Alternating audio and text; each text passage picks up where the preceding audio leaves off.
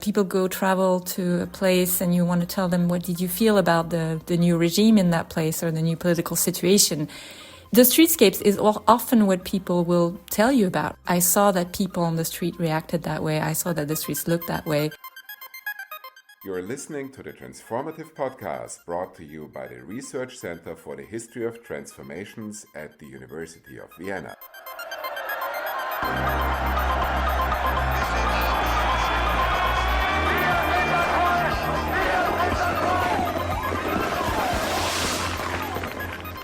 Hello and welcome to the Transformative Podcast with me, Rosamund Johnston.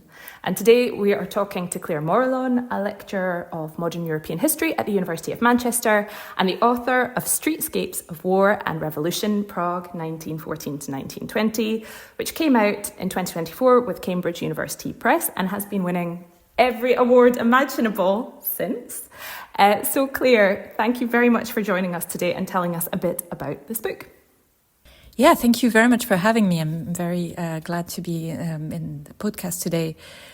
Okay, so the first thing I wanted to ask is really essentially about the title and the central analytical category which you use, or the central analytical unit, which is the streetscape.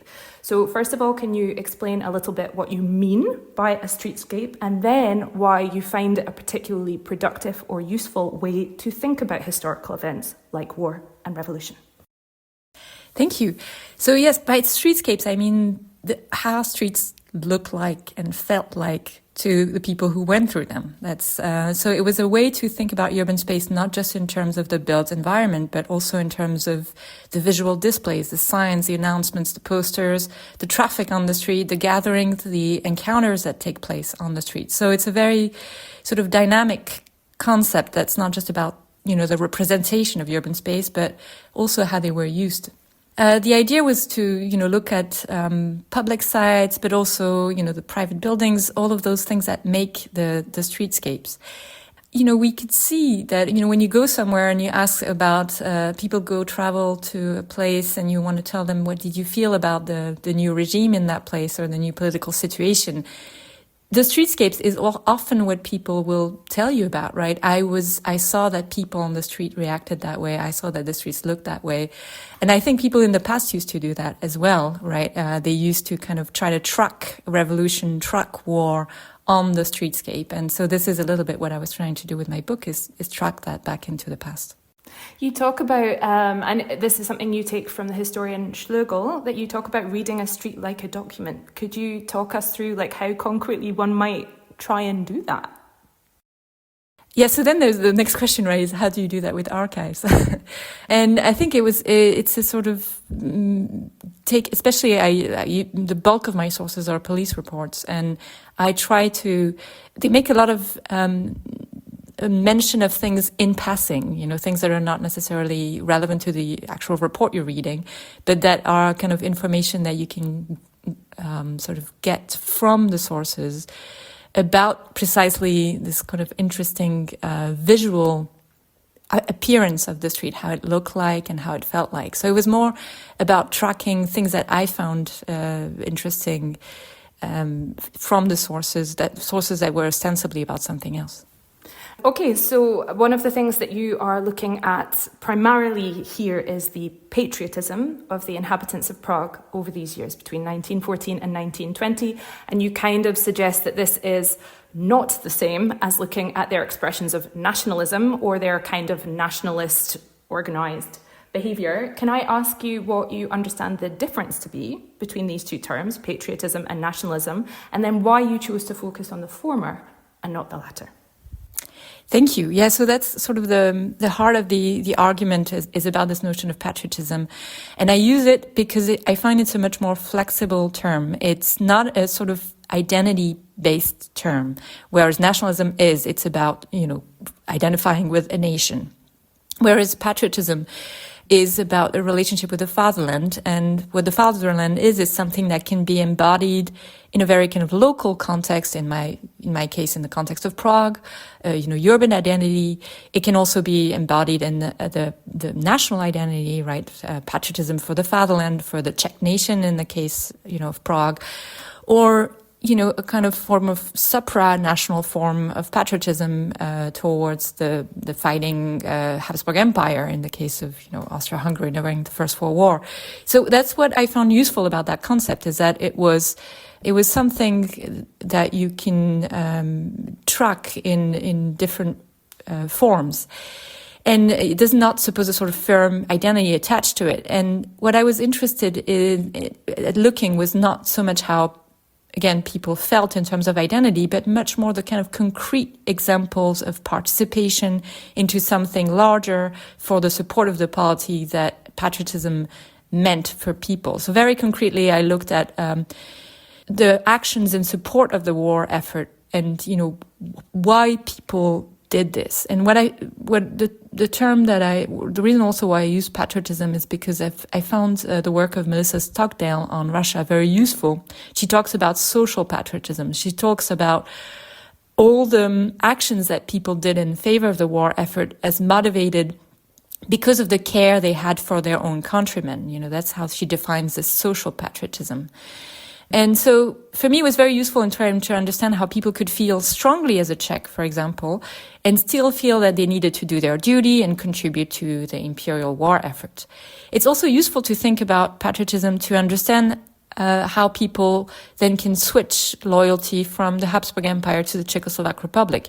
Because if you think in terms of patriotism, if you think in terms of this kind of layered form of patriotism of urban identity, national identity, and imperial identity, then it's not so much, switching loyalty. It's not so much like such an extreme move. It's much more a kind of logical response for individuals who are attached to a kind of local form of patriotism and who kind of sort of remove the sort of supranational form of patriotism to kind of focus on the national form of patriotism. So you talk about Prague being actually quite far away throughout the entirety of World War I from the battlefield. And you talk about how conflict nevertheless shaped the city deeply, and how through looking at it, we may, to an extent, kind of collapse a binary that we have often insisted upon between battlefield and home front. I wanted to ask you a little bit about this, about how conflict is shaping Prague, and then about this kind of collapsing of a binary which may have, outlived its purpose. But I suppose what are the opportunities, but also the limits, if we do try and kind of break down the strict delineation between battlefield and home front? Obviously, the First World War appears as this, war where this dichotomy between, home front and battlefront is very strong, right? At least in the popular imagination, when you think about the trenches, this is what sort of people imagine, right? That this is a war, as opposed to the Second World War. The First World War is a war where you have very strict delimitation between the two. And I think this, and this is not me saying it, this is something that, for example, Maureen Haley has talked about. I think it doesn't work as well in the region that we're interested in, right, in East Central Europe. It's this kind of battlefield home front dichotomy doesn't really work. And it's actually something that even contemporaries at the time sort of, recognized, I think, especially towards the end of the war.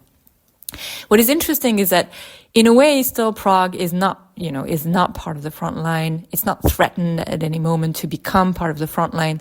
So in this space, it is still sort of relatively protected.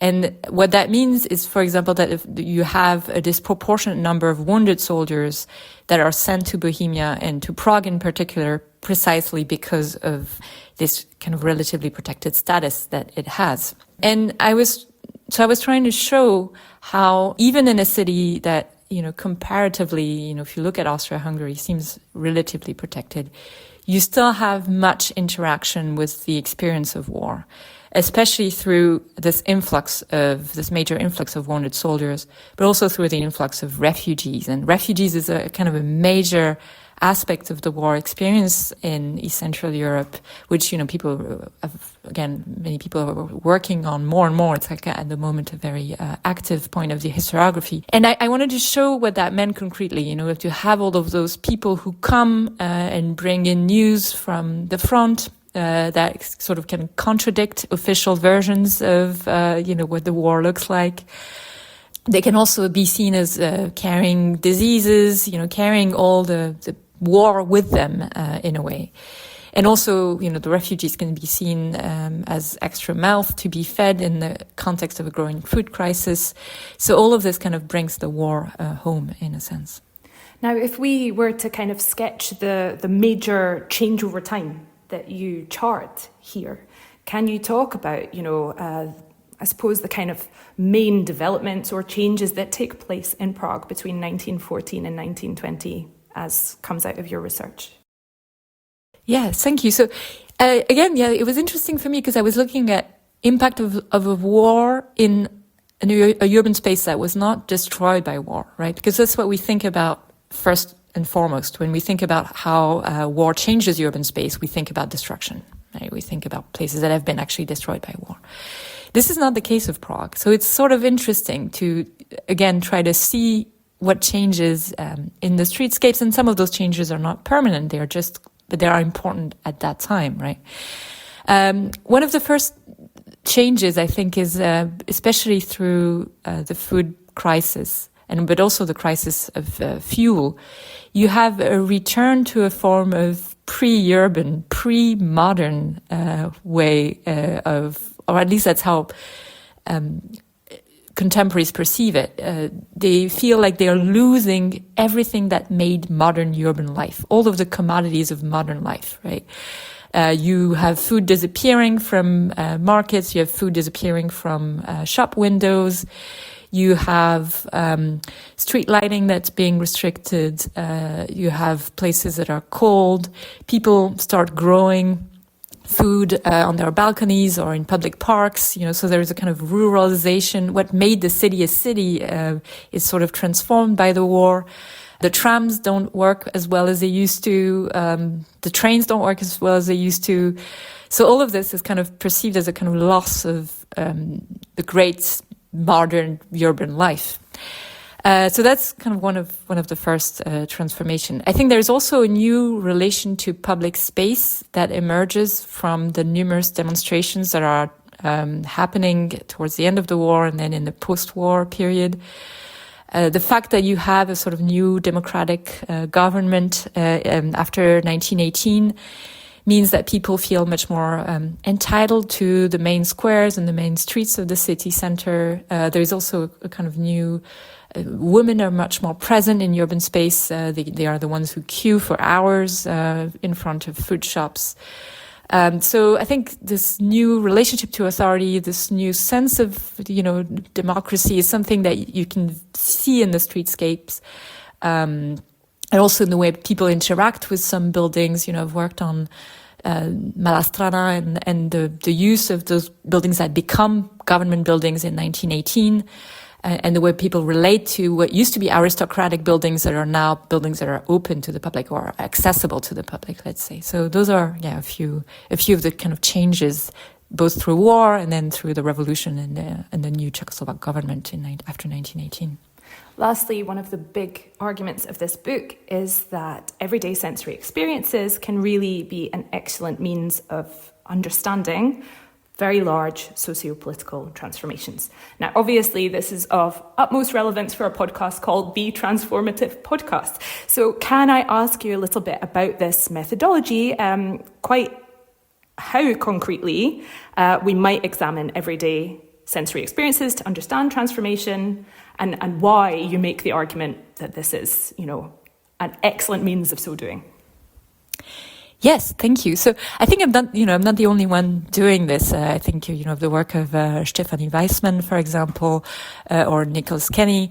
And I think the idea here is that a lot of the sensory history is as a goal itself, in a way, to try to recapture the sensory world in the past.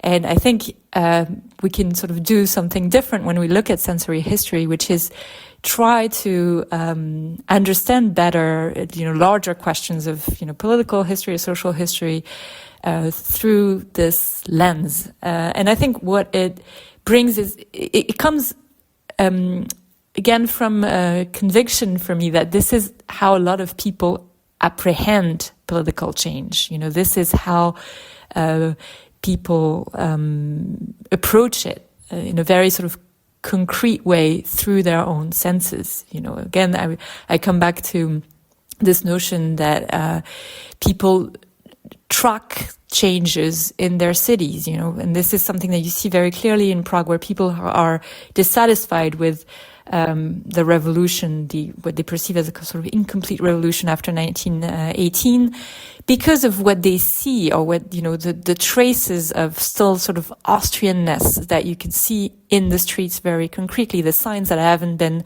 removed, the prices that are still high, that are still, showing that we are still in a sort of wartime. So many of the things that people, the information that people make about their own state and their own relationship to the state is something that happens at this sensory level, I think. And this is something that I was, reading an article about how the vote for reform in the UK is higher in places where you have a lot of high street closure, and people just feel like they are left behind because of the way their high streets are just full of closed shops. So I think political emotions are something that go through those very kind of sensory experiences, and so we need to kind of think that if we want to understand how people understand political change, how they live through it. Claire Morelon, thank you very much. And thank you very much for listening to this episode of the Transformative Podcast.